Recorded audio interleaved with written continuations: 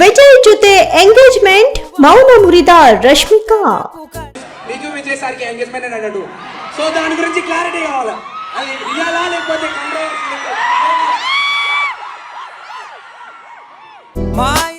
ಯಾವಾಗ ಹೇಳ್ಬೇಕೋ ಆಗ ಹೇಳ್ತೀನಿ, ನಿಮಗೇನ್ ಅನ್ಸುತ್ತೋ ಅದೇ.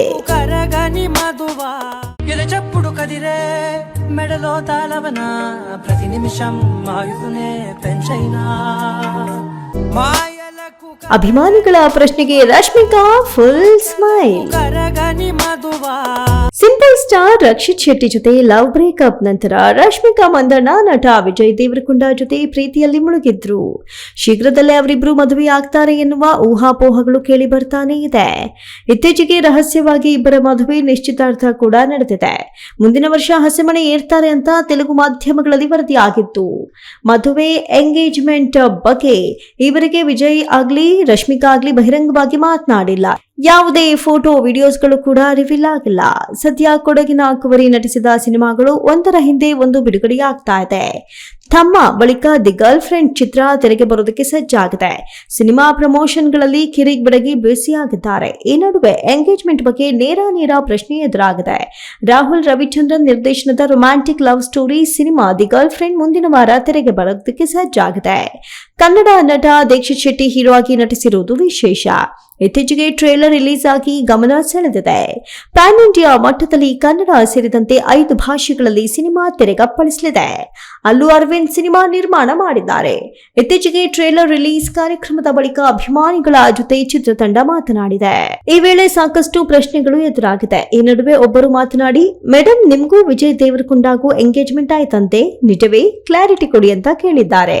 ಅದಕ್ಕೆ ರಿಯಾಕ್ಟ್ ಮಾಡಿದ ರಶ್ಮಿಕಾ, ನಿಮಗೆ ಏನ್ ಅನ್ಸುತ್ತೆ ಅಂತ ಮರು ಪ್ರಶ್ನೆ ಹಾಕಿದ್ದಾರೆ. ಕೂಡಲೇ ಎಲ್ಲರೂ ಹೌದು ಅಂತ ಕಿರಿಚಿದ್ದಾರೆ. ನಮಗೆ ನಿಮ್ಮ ಉತ್ತರ ಬೇಕು ಎಂದಾಗ ಯಾವಾಗ ಹೇಳ್ಬೇಕು ಆಗ ಹೇಳ್ತೀನಿ ಅಂತ ನಕ್ಕಿದ್ದಾರೆ. ಪ್ಲೀಸ್ ಹೇಳಿ ಮೇಡಮ್ ಅಂದಿದ್ದಕ್ಕೆ ನಿಮ್ಗೆ ಏನ್ ಅನ್ಸುತ್ತೋ ಅದೇ ಅಂತ ರಶ್ಮಿಕಾ ಸುಳಿವು ಕೊಟ್ಟಿದ್ದಾರೆ.